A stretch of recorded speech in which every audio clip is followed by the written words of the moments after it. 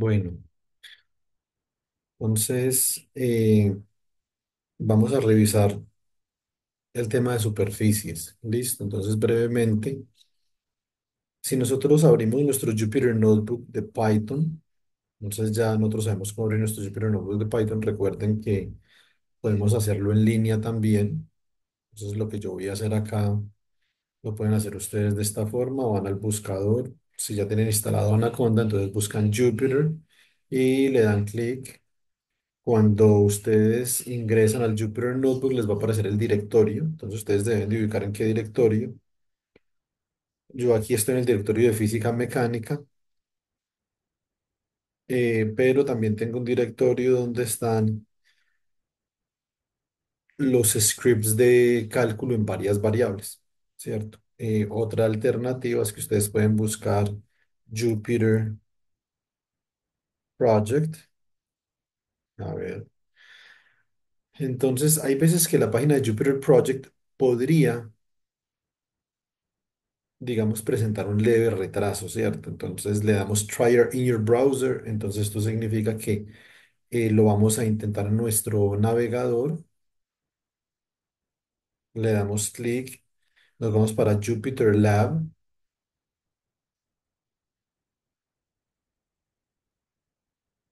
y acá le damos más. Entonces observen, le vamos a dar más en esta ventanilla. Esto es completamente en línea. Acá ustedes no tienen que tener nada instalado. Esto es completamente en línea. Acá hay algunas opciones. Le damos acá a Python. Y entonces, por ejemplo, podemos decir import NumPy as NP, ¿cierto? Y le damos np.py. Entonces, si yo escribo el número pi, bueno, acá hay veces, como les digo, esto podría tener en algún momento como cierto retraso. Esto es complicado.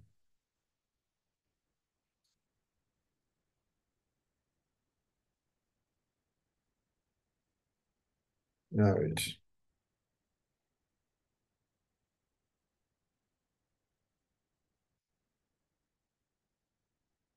a ver si este está activo.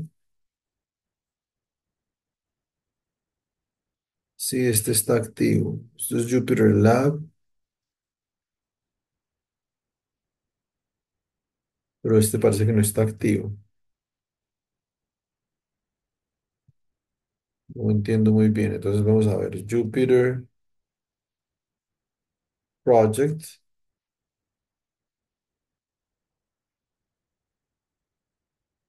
Vamos try it in your browser.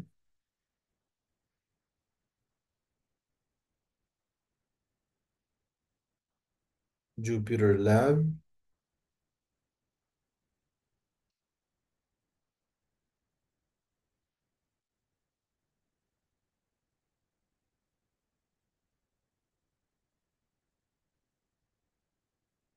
A ver.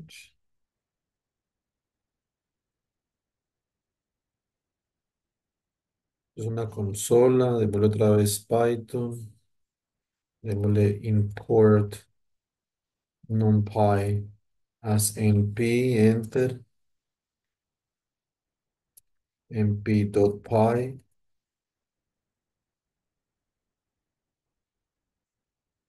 Bueno, aparentemente, a ver, este kernel todavía no está funcionando, pero este kernel ya funciona, ¿cierto? Entonces, le ponemos, por ejemplo, NumPy, a ver, np.sign, np.py divided by 2. Entonces esto tendría que dar uno. Muy bien. Bueno, entonces este kernel de acá aparentemente ya está funcionando, ¿cierto? Entonces abramos otro kernel acá.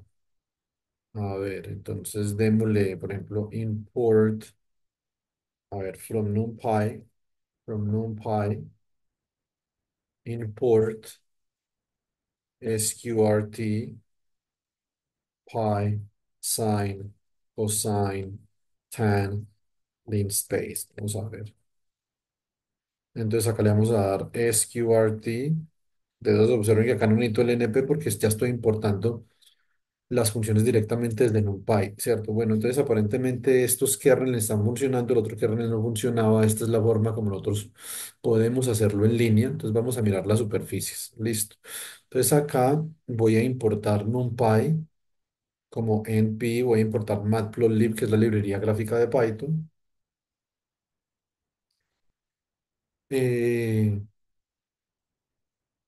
Aquí importo pyplot, es la función para graficar y configuro matplotlib. Entonces acá voy a crear una cuadrícula. Listo. Entonces, voy a crear una cuadrícula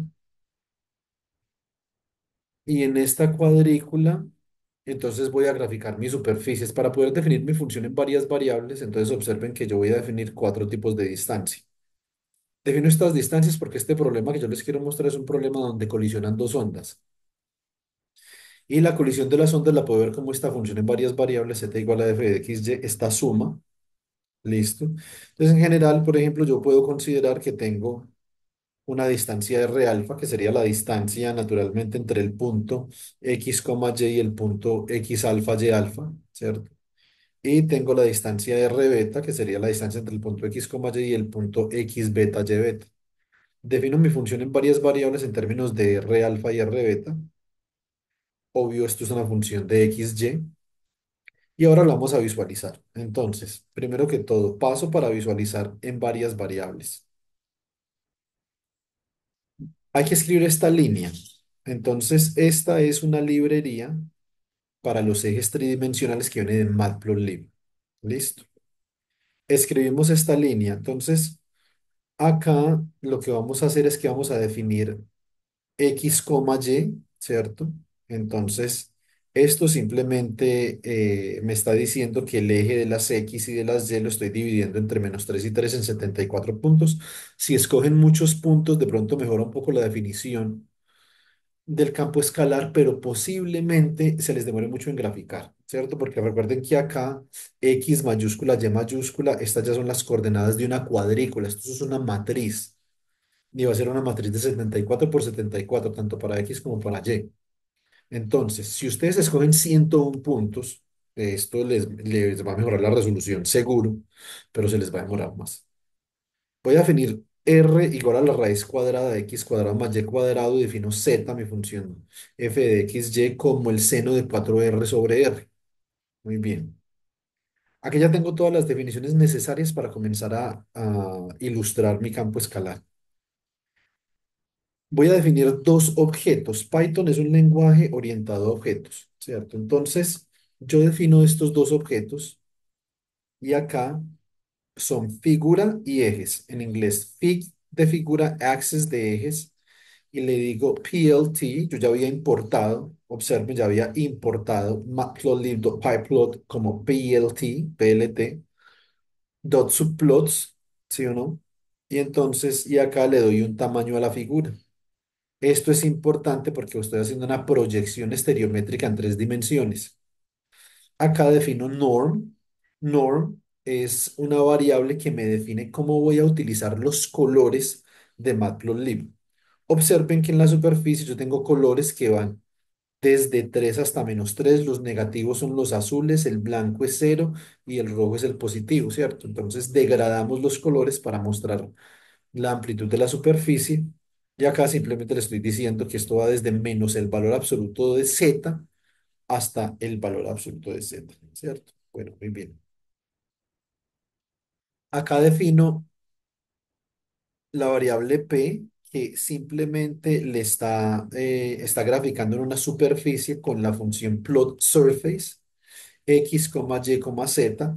Estas son algunas variables que son variables de visualización.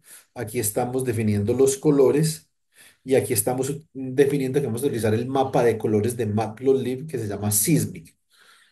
Entonces ustedes dirán, bueno, ¿y qué si yo quiero otro mapa de colores? Pues entonces ustedes pueden cambiar el mapa de colores. Venga, les muestro. Entonces ustedes pueden ir a Matplotlib, por acá buscan en su buscador Color Map y ahí les van a aparecer algunos mapas de colores, ¿cierto? Ustedes buscan acá Hay varios mapas de colores que ustedes pueden utilizar. Lo importante es que utilicen bien el nombre del mapa de colores que ustedes quisieran, ¿cierto?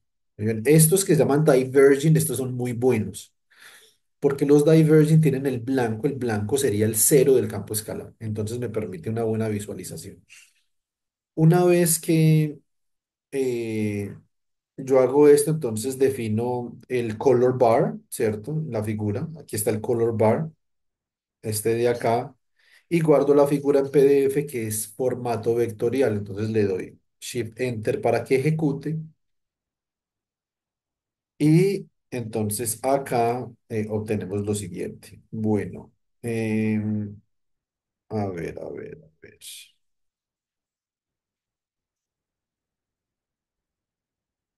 ¿Qué sucedió? Bueno, posiblemente como es un número impar me está cogiendo el cero y división sobre cero, entonces no está definida. Permítanme, yo hago algo.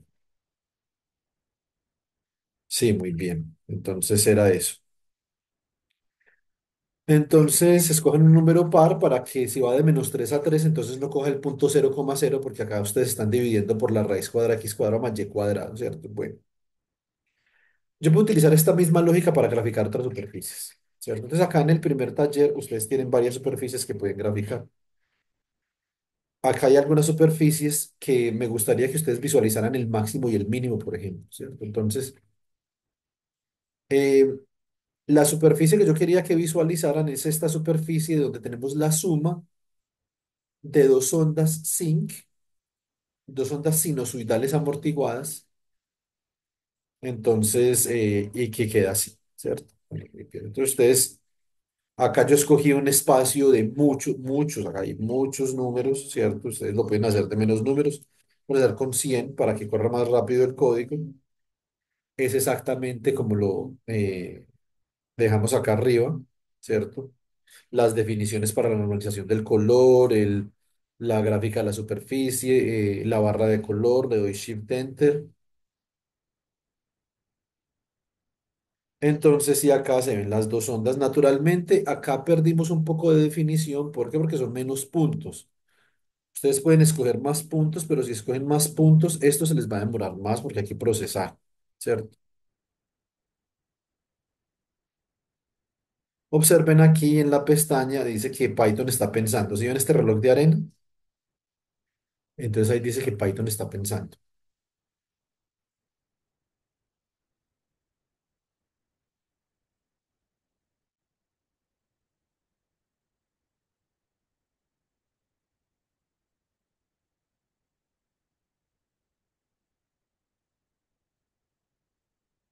Son muchos puntos, esto crean matrices muy grandes.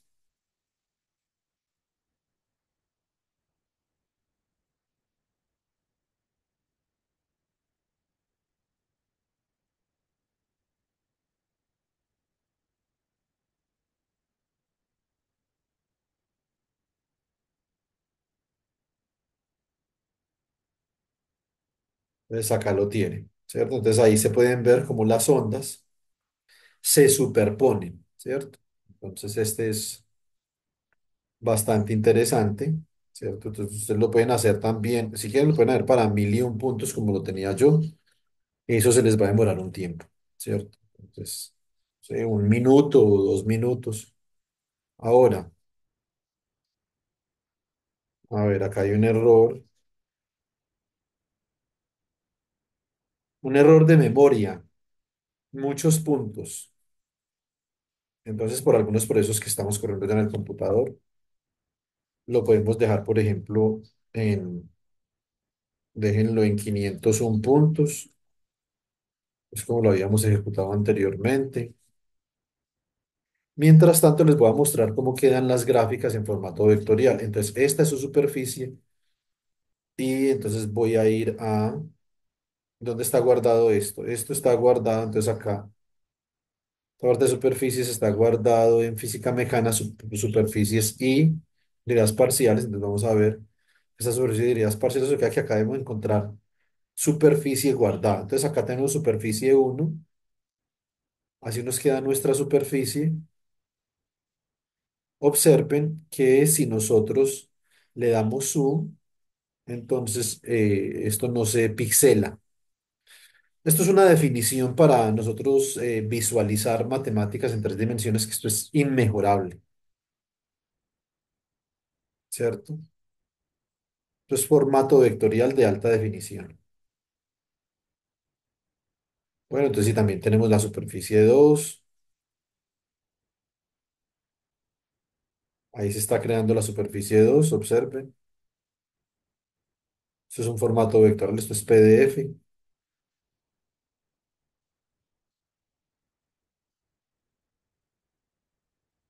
Espectacular, a mí esto me parece espectacular. Entonces acá observen que ya ejecutamos, entonces esto ya ejecutó, ¿cierto? Listo, entonces acá ustedes pueden hacer algunos cambios si ustedes quieren, como el mapa de colores, cómo van a normalizar los colores, ¿cierto? Entonces acá los he normalizado entre -1 y 1 porque son el máximo y el mínimo de la superficie que estoy graficando, ¿ok? Muy bien. Entonces acá lo que tenemos, esto es interesante porque acá lo que tenemos son las trazas de estas superficies. Si nosotros sacamos las trazas acá, entonces vamos a ver que estas son las intersecciones de los planos paralelos al plano z igual a 0, es decir, al plano XY, con la superficie, ¿cierto? Eso lo podemos hacer con p-color, la función p-color. Entonces, como si estuviéramos graficando la superficie, pero ahora lo que estamos haciendo es que estamos graficando son las trazas o las curvas de nivel, ¿cierto? Como ustedes pueden ver acá, ¿ok? Yo, por ejemplo, para hacer un pequeño cambio, yo le podría acá sumar, vamos a ver cómo queda esto. Le voy a sumar acá con R3 la otra distancia que no había considerado. Esto se va a demorar lo suyo. Son 1001 puntos, son matrices grandes.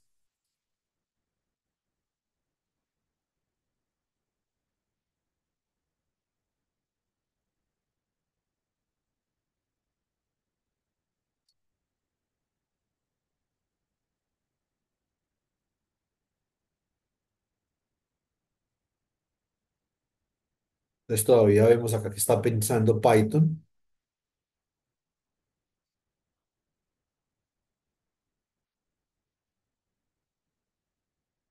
Ustedes pueden detener el video para que digiten su código y puedan obtener imágenes, ¿cierto?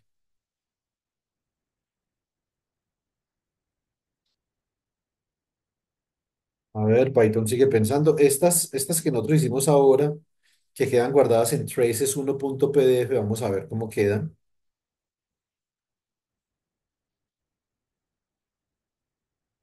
Bueno, parece que no está sobreescribiendo en este momento, ¿cierto? Entonces por eso no me sale. Tenemos traces 2 a ver. Sí, entonces acá traces 2 sí queda. Entonces observen.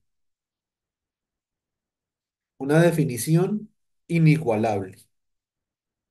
O sea, más definido que esto, en el mercado de la visualización matemática ustedes no van a encontrar.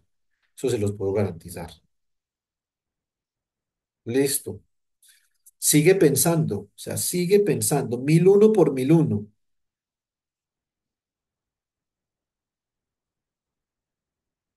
Observen ahí, entonces ya como tenemos otra distancia agregada, entonces acá vemos otro tipo de superposición. Eso también lo pueden hacer acá con el campo escalar, se la pueden sumar acá a ver cómo se ve, ¿cierto? Entonces, pero digo, ahí también tendríamos que esperar lo suyo. Entonces acá le podemos sumar.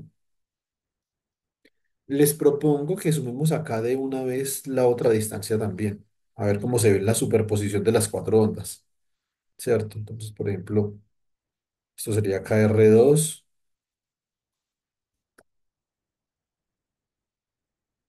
Vamos a ver, y acá, entonces veamos la traza de esa superposición también, o las curvas de nivel de esa superposición. Listo. Acá Em, Esta es, digamos, otra forma.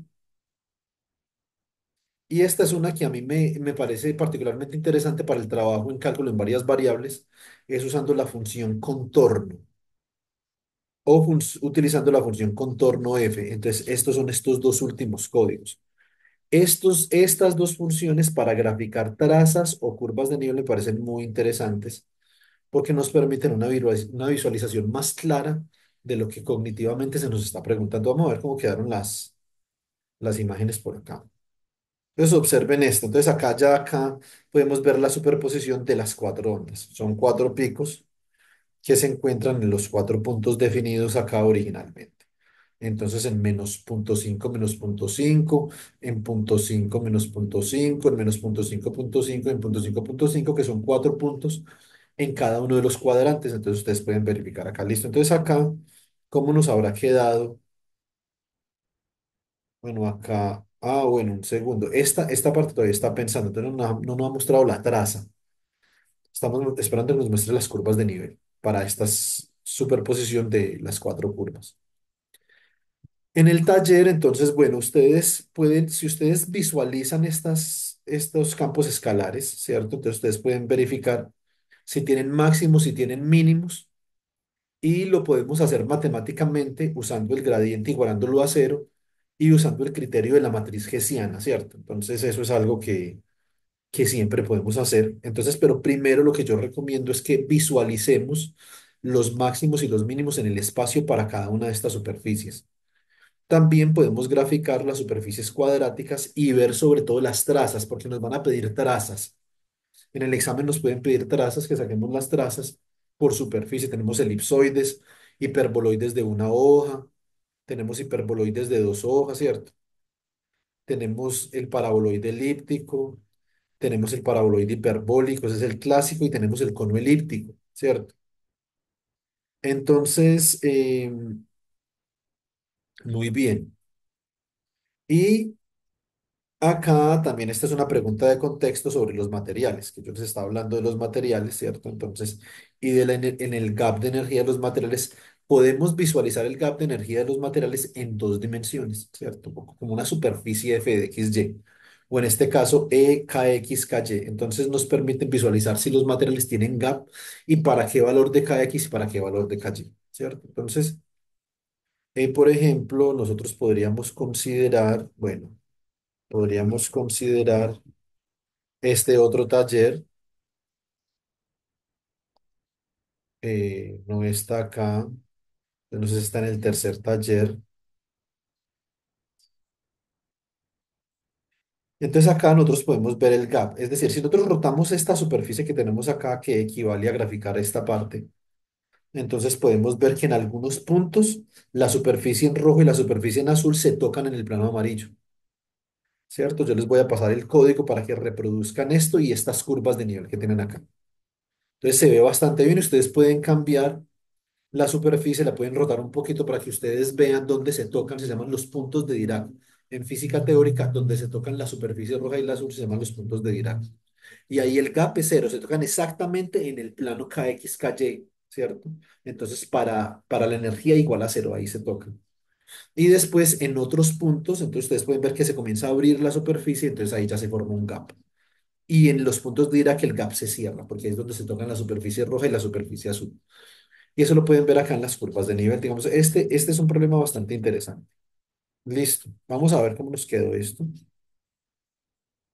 Observen cómo nos quedó entonces acá. Si nosotros vemos este campo escalar desde arriba, entonces podemos verlo de esta forma. Entonces vamos a mirar cómo nos quedarían, por ejemplo, la superficie 2. ¿Qué tal quedó la superficie 2? Ahí se está formando, pero hay veces que es difícil verla. Entonces es mucho mejor las trazas porque las trazas nos dan una buena idea de lo que está sucediendo. Entonces, ¿cómo quedó nuestra traza? Vamos a ver nuestra traza 2. Ah, no, perdón, es la traza 1.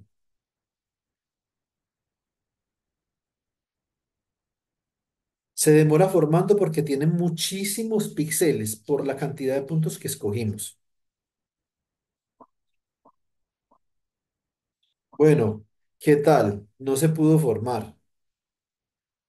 Bueno, ahí está en el PDF, entonces en el PDF se puede visualizar. Digamos, ustedes pueden ir al directorio y entonces simplemente la abren en el visualizador de PDF, pero acá en el buscador entonces está demorando. Una imagen pesada,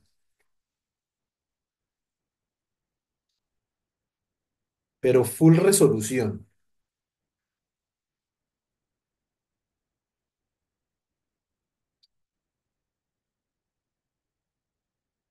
Entonces no nos pueden decir que la visualización en Python es de baja resolución, ¿cierto? Muy bien, entonces, eh, a ver, ¿dónde estoy yo en este momento? Bueno, estamos acá. Este método, este método me gusta para generar contornos, este que tenemos el contorno. Entonces observen que se pueden ver las curvas de nivel. Y el contorno F es un contorno que simplemente, la diferencia entre el contorno F y el contorno es que en el contorno F, estos espacios que están acá en blanco, que corresponden, como yo tengo, bueno, digamos que yo voy a cortar la superficie con un número de planos, ¿cierto? Acá tengo un número de planos. Yo, por ejemplo, acá le dije que la cortara con 150 planos, ¿cierto? Entonces, acá le estoy diciendo que lo corte con 300 planos, pero la distancia que queda entre plano y plano es la rellena. Eso es lo que significa el contorno F. Observen que acá no hay un degradado, hay como un continuo. Esto nos permite ver, digamos, mucho mejor la variabilidad de la superficie, ¿cierto? Entonces, ustedes pueden, mm, digamos, si ustedes quieren hacer o trabajar su campo escalar, entonces nosotros lo tenemos por acá. Entonces vienen y lo copian acá, ¿cierto? Entonces yo quiero cambiar Z, ¿cierto? Yo quiero que Z sea una de las que teníamos en el taller. Bueno, entonces pueden cambiar Z, grafican la Z que ustedes quieran. Entonces vamos a graficar otra Z, vamos a decir que esto es, por ejemplo, eh, X mayúscula. Observen que tiene que ser con la X que está definida en la función meshGrid, no con la X minúscula, X cuadrado menos Y cuadrado. Esta es una de las funciones que había en el taller para graficar, dividido X cuadrado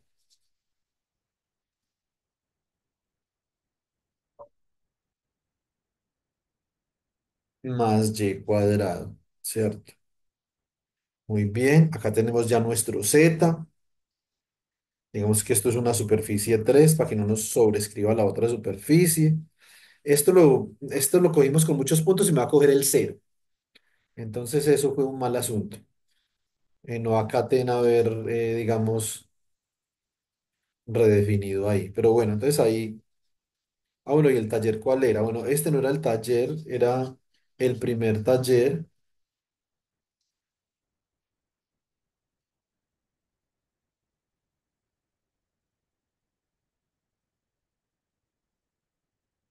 Era este taller, ¿cierto? Entonces acá están las superficies cuadradas, aquí hay unas superficies para graficar, ¿cierto?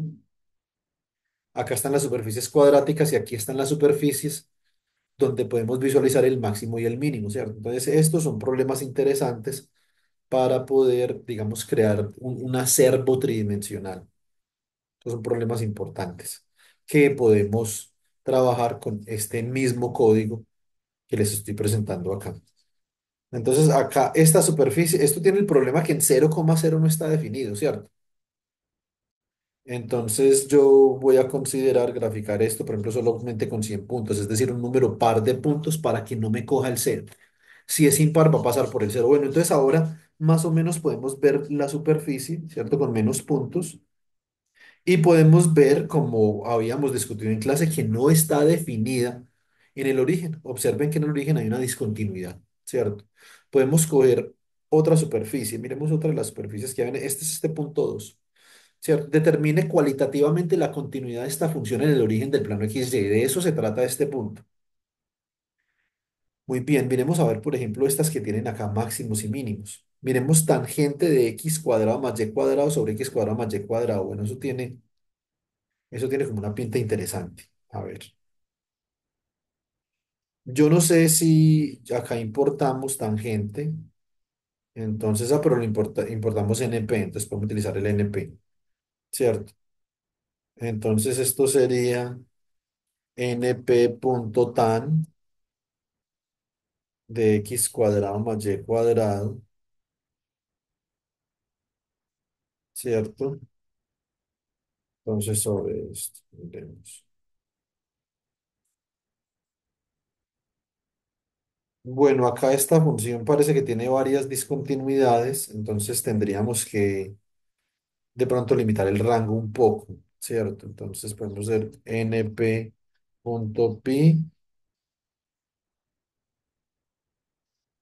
a np.pi. Pero estas son funciones algo críticas para graficar, ¿cierto? Entonces, porque como son, pueden haber la tangente en cierto punto diverge, o sea, o más bien, uno lo podría hacer de pronto entre menos pi medios y pi medios, ¿cierto? Entonces, por ejemplo, ella diverge antes de pi medios. Entonces, observen que acá en los límites, entonces es donde se explota. Entonces, ustedes pueden hacerlo hasta antecitos de pi medios.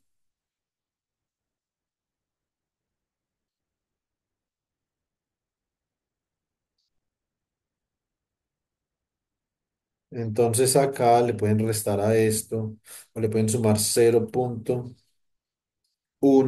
y acá le restan 0.1 a este rango para que no coja hasta pi medios.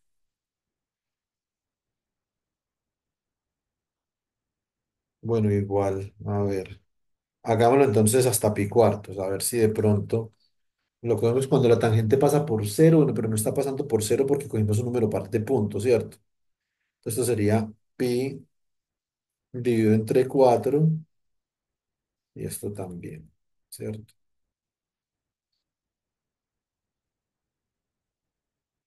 Bueno, digamos que acá, observen que cuando ya comenzamos a limitar esto, entonces esto ya tiene otra pinta, lo pueden hacer inclusive desde menos pi tercios hasta pi tercios también, ¿cierto? Bueno, ya acá comienza a dispararse las amplitudes. Lo que no queremos es que la amplitud se dispare, ¿cierto? Entonces, bueno, pi cuartos, yo creo que entre menos pi cuartos y pi cuartos nos queda una superficie que es, digamos, cognitivamente útil. Y nosotros lo que queremos hacer es que queremos sacar estos contornos, estos que tenemos acá, saquémoslos con esta función, ¿cierto? Entonces, de esta función de acá, ¿cierto? Entonces, y yo lo que necesito es simplemente copiar mi campo escalar como lo tenía acá.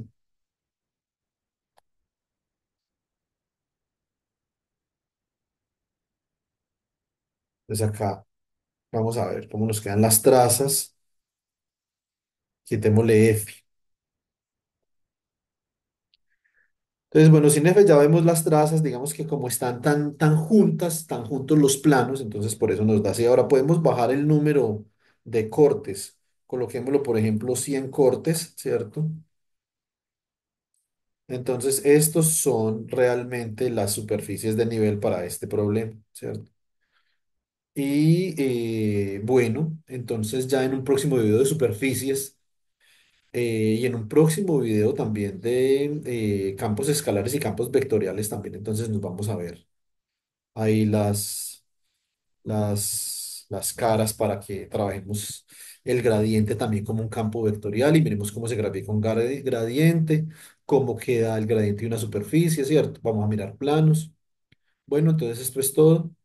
Espero que les sea útil para que le trabajen a este taller, por favor. Listo. Muchas gracias. Hasta luego.